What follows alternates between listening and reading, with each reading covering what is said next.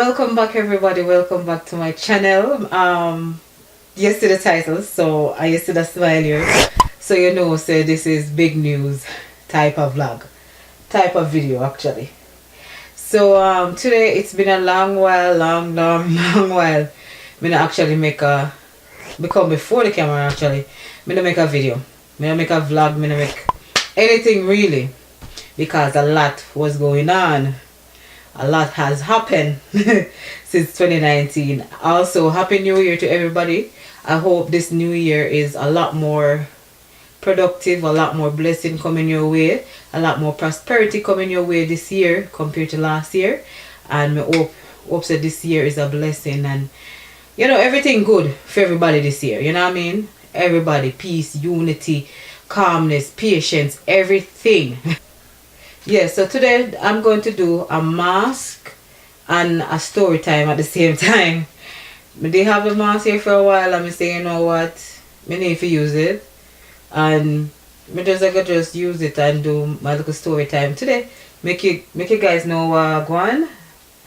Make you guys know what's going on since 2019 until 2020. If you follow me on Instagram, you already know what's going on. If you have not, check it out. My Instagram will be into the description or on my channel, like the main part of my channel.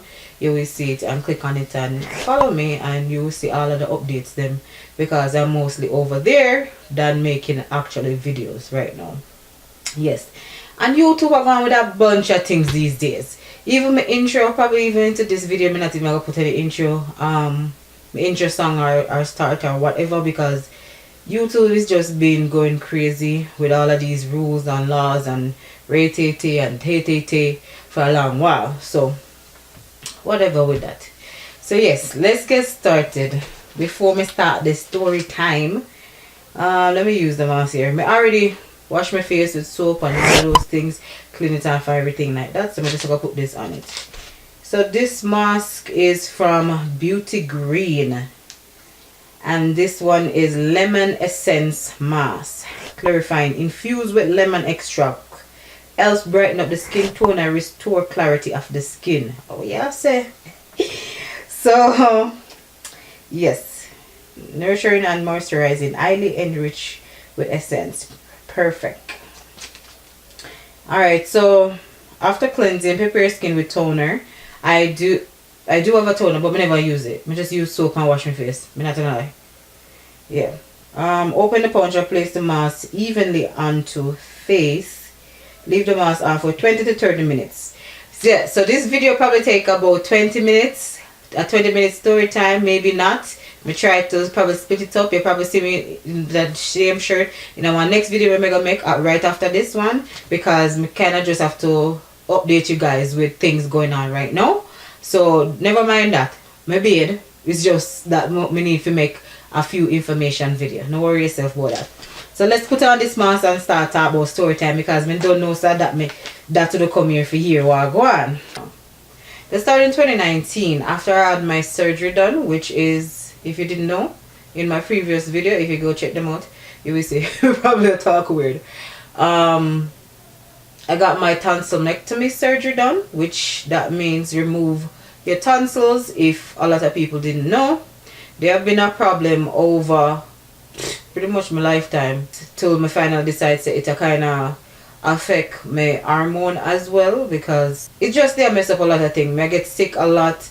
Me can't go into that. That's like a different story. But anyway, after I got my surgery done, you know, go through the whole at least 2 weeks of extreme pain, and I wouldn't say suffering, but it was really terrible. They said when you're older and you get it done, yeah, I'll go through all of those. So I got it done, went through all of those pain and everything. That was into the ending of June and then into July, because I had to be taking pain medication and stuff like that. It was giving me a lot of constipation and all of them things that may back up, you see me. So with all of those, it leads up to me not eating properly, me not drinking properly. So not drinking a lot of fluid caused a lot of problem inside my body. That's why them always say drink water. Now me I drink a lot of water and me feel like I'm full, really full, and I can't stop. Anyway, so after those backup problems, constipation and all of those things start to happen, me start to feel a lot of pain in my belly area, and me I say, oh my gosh, how I go on, like it was really bad, really bad, right? So me think somebody have like kidney stone or something and it needs to pass out, right? So this coming on to, I think, the first week of July now, when the pain was coming on and off, and then it's like one day, like the pain was there for the whole entire day, and like we couldn't get up out of the couch basically. And I'm like, no. I'm gonna tell my husband, no man, we need to go to a doctor. We need to go see, we need to go to emergency. We need to find out what's going on, because I don't know what's wrong. Keep in mind, I still recover from the surgery. Right, somebody I feel the surgery pain, plus me I feel the belly pain as well. Me not talk about diarrhea pain. Me I talk about pain. I wouldn't say it's like childbirth pain, because that's totally different pain. But it was really extreme. So I went into the doctor and then check it out at the time, about in the first part of July. I don't remember exactly the date then, but the first part in July. And them say, oh, you have, they could have, at that time they could have find what was wrong, right? So they give me some, I think they give me some fluid, because I was dehydrated. I was really dehydrated, really bad. So they gave me some fluid. So I say, okay, maybe it's the fluid. And the pain cooled down, right? After me get the fluid and everything, the pain cooled down. I was able to leave the same day whenever I get admitted or anything. We go back home. About 2 or 3 days later, really in a pain again, extreme pain again, right? Keep in mind that I had to still take the pain pill that they gave me, and that caused a lot of constipation. Same way. Go back into the hospital again. When I go back into the hospital, they said, okay, you come back in for the same reason, so we're going to run a few more tests. They run ultrasound, they run blood work, they run urine testing, and some other tests when we don't even remember. But they run a few other tests. And when they tested again the second time, and this is like a week after the first time we get sent home, right? It come back and she say, because at one point me I say, oh my gosh, is it that me have to get my appendix removed? Is it an appendix problem? That's what I was thinking at one point, because the pain was so bad. Turns out it wasn't my, there's something itchy on my face. Turns out that it wasn't my appendix or anything like that. So after they run the blood test, they came back with the result and saying that I had kidney infection. I had a kidney infection at that time. At that time, they didn't rule out a virus a bacteria. I don't remember the bacteria name, but there's a bacteria that I had, because after with the medication and all of those things, I mean, I hydrate properly and stuff like that. Because the kidney infection and then one bacteria that I pick up. But at the time they found out that I have kidney infection. When they found out that I have kidney infection, they gave me antibiotics right there on the spot at the emergency. I was fine, went back home. Like a week after that now, I tell you all of these, still I feel pain because from the surgery, same way.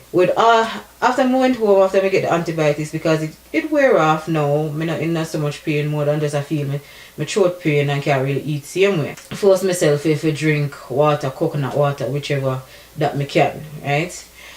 After a week after, I still start to feel pain. And with the pain now come, I start to vomit a lot, because and the vomiting started like right after I came home from surgery. I vomit. No, it wasn't right after I came home from surgery. Stupid. I try to put everything in my head for remember to tell you guys. About after the first time I went to the hospital for the belly pain, I started to do a lot of vomiting and stuff because I was taking medication, and I said the medication agree with me. I got the gravel for it, and the gravel helped sometime, and then the gravel stop working after that. Do the vomiting and stuff like that. Start to feel belly pain again. Start to feel really tired and all of those things. And I say, oh my gosh, my body need nutrients, because I still can't eat anything. I try to eat things soft, but it's disgusting, and I end up vomiting it out, because I said the pill, and also the pill make me vomit and stuff like that. I can't keep anything done whatsoever. Like literally, I eat something right now and I couldn't keep it down. Went back to the emergency to check, Then went and check again, do ultrasound. After I got the blood work back, when they got the blood work back and thing, here's the excited part coming now. They got the blood work come out now. They said that I have kidney infection still, and no, but may have some kind of bacteria, and it's really serious. And also, when the doctor came in, he's like, oh yes, also he's like, oh, did you know that you're also pregnant? So I'm like, like me and my husband like pause, because my husband was there, my son, right, in the emergency, I wait on the result. They say, yeah, did you know that it's very early, but it could trace into your blood stream, like the levels like just started to go up. And he's like, did you know that you're pregnant? Like my husband instantly went silent for like a minute, right, till the doctor have to say, like, were you guys wanting to have more children? I'm like, yes, but I have PCOS. Now, which PCOS mean having cysts on my ovaries. So with my first, I had to go through a lot with him, with using Clomid to help me, you know, with all of those things to help me to conceive with my son, right? I couldn't conceive on my own whatsoever. So it's surprising that even right after the surgery, going through all of those things that I'm going through with the kidney infection and all of those things, and taking the medication, all of those things, that's why I'm telling you, say my tonsils were a problem. It gave me sleeping problem, it gave me a hormone imbalance problem, it gave me so much problems that I didn't even think of, right? Who knows, probably if me did take it out probably 5 years ago, I probably I'll breathe all 10 times. But anyway, he said, yes, yeah, you're pregnant. The levels are really low now, but because of the pain that you're feeling, we're just going to make you do an ultrasound to make sure that the baby, the fetus isn't like the egg, the isn't into the tube, because sometimes when they into the tube, it causes a lot of pain and them have to abort the child and all of those things. I'm like, oh, Jesus. You can't give me and then put it on my tube, and then, you know, that's all me I say, right? But I was still shocked. My husband was still shocked. He was looking at me, I was looking at him, like me in a pain same way, and we were looking at each other. I'm like in the back of my head, even though I'm so shocked, me I say, thank you Jesus, thank you Jesus, thank you Jesus, thank you Jesus, because never ever have we tried and it happened naturally, and we weren't even planning. We just, if it happened, right, type of thing. Until we're really serious, until a time comes where we're serious and say, you know what, let's try fertility treatment again, like with our son, right? But no, we didn't expect it whatsoever, right? It's so amazing how God work. It's so amazing. I was going through, you know, hard time and suffering after the surgery, into a lot of pain, and then right into the pain comes joy. You can imagine? Yeah, so right into the midst of it comes joy, right? We never expect it, but we thank God, we thank God, we thank God, right? My first pregnancy, at the ending, it was, so yes, we'll pause right at the story. So yes, I am, probably that's my better down here, but anyway, I am pregos, I am pregnant, and I am so overwhelmed. I'm so happy, I'm so excited. Every words you think a person can use when they're happy, those are the words that's in my head when I come out right now. But yes, we are expecting baby number 2. This is the big announcement. It's one of the big reasons why I haven't been on YouTube, because I've been drained. I have been going through so much things since right after the surgery. So honestly, I have not felt like doing any video whatsoever, right? And me just didn't have the energy and urge to do any video. But me say, you know what, let me do this video and update you guys. But yes, into all of that came joy, right? Me look for my husband look for me until today, like now the baby is moving, right? I'm about 27 weeks. Yes, it took me a good while to announce it, but I wanted to make sure that I reached the safe mark, past the safe mark. Also, as I say, that this is a next story of how I feel in another pregnancy year. Compared to my first pregnancy with the nausea and everything, this one has been terrible. terrible to the point that, so after the doctor told us, he sent me for an ultrasound to find out. They couldn't see the baby at the time because they're saying that the baby is small, right? So they said, you know, in the next, I think next 2 to 3 weeks, I would get my first actual ultrasound to predict how far along I am and stuff like that. So TMI now. So they're asking me, you know, because of the PCOS, I did not have regular period whatsoever. But I remember for a fact that right after surgery, I got my surgery on June the 17th, because I remember that because it's my brother's, well, was my brother's birthday because he passed away. June the 17th, I can't forget that day, my surgery. And the 18th, which is the day after my surgery, that's when I had my period. That was the first day of my last period, right? And I can't forget. It's like, I can't forget that day. That God worked it in so many ways that you can't even, like, it's amazing. It's amazing. I don't know if I explain it really to you guys. But yes, they asked me all of those things to estimate how far along am I and how the due date gonna be. And guess what now? The next big announcement is that my first child his birthday is in March. It's March 19. And my due date is March the 20. It was March the 26th. Now they move it to March the 25th. Right? So now I'm having 2 babies in March. Did not plan this.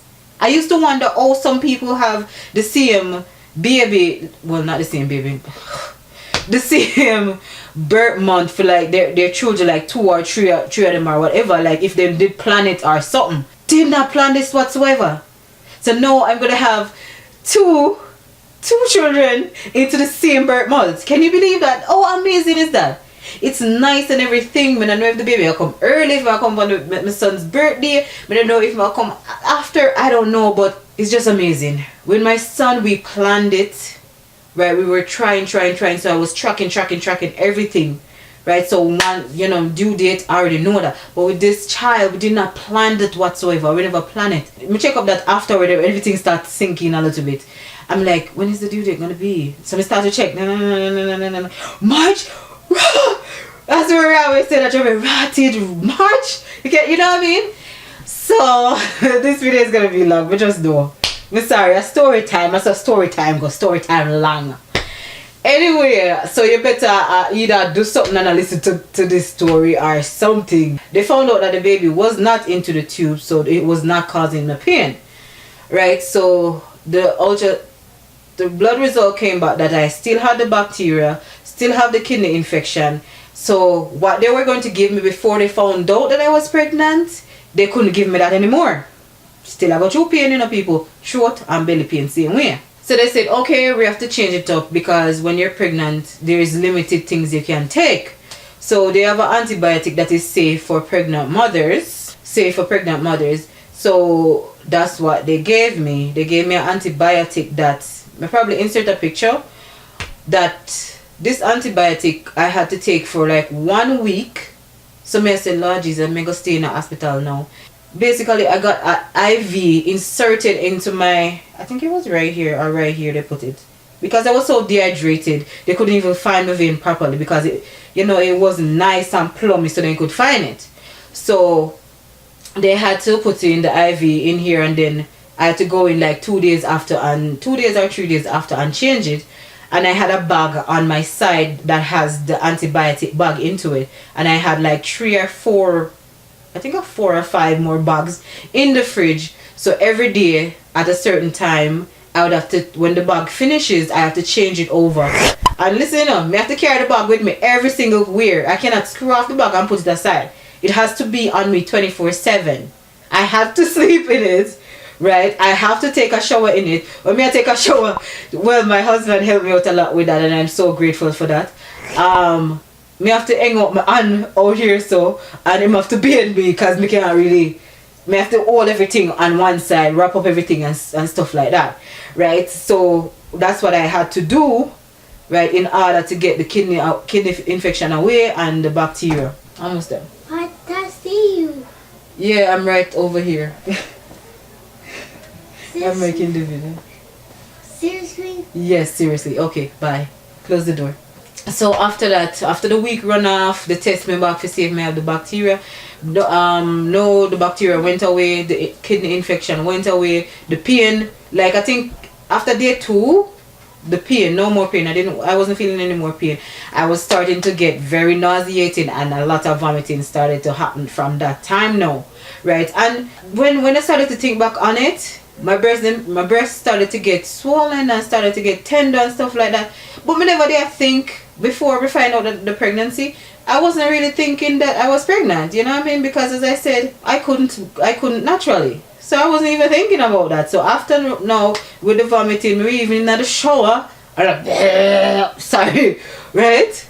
So after all of that, the vomiting continued and breast tenderness, everything you would think of with pregnancy continued. I went to my doctor, my family doctor, and because they sent over the report from the emergency room to her to find out what's going on, and she's like, wow, you're going through a lot of stuff, and then now the pregnancy. I'm like, yes, that's the only good thing. With the tonsil stone, with the tonsils being removed and the pregnancy, that's the only thing good happening right now out of everything that happened. I got all of those things sorted out. What continued was the nausea and the vomiting and the weakness, right? And that kind of put me down for a long time. I didn't want it to, like, everything would make me want to vomit, every single thing I could think of.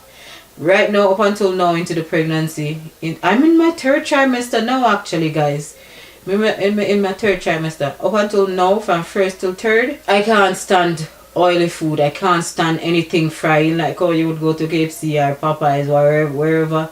Fast food, I cannot stand it. I cannot stand the smell whatsoever. I couldn't even really cook. My husband have to look after all of those things, and even if he cook, he have to cook from early in the day, so me not really smell too much of what he him cook. Most things when I go for something cool like a yogurt or whatever, right? But most time I couldn't really eat anything, right? I had to go in at one point. It got so bad, like within a month time after finding out the pregnancy and everything, and I had my initial check up with my doctor about the pregnancy, right? Me tell her, I say it'll continue so bad. She gave me a prescription. She said to try gravel first. Gravel started to work, then it stopped. After that now I had to even go into urgent care, not like the big hospital, but like a little clinic that does things that the hospital can do, otherwise not surgery. So I went in there, and them say, yeah, you're severely dehydrated, same way. You even have a little blood trace into your urine. I'm like, God, I walk on right now and stuff like that, you know what I mean? And they gave me fluids and stuff, right? And I was able to drink like a little juice and stuff like that. It was so bad. But my concern was like, is the baby going to be alright if I'm not able to eat or keep down anything when I eat? And she's like, yeah, it's fine. Like, the baby takes what the baby needs first, right? And even if you try to eat something, once you keep it down for like, I remember 15 minutes or 20 minutes, she said.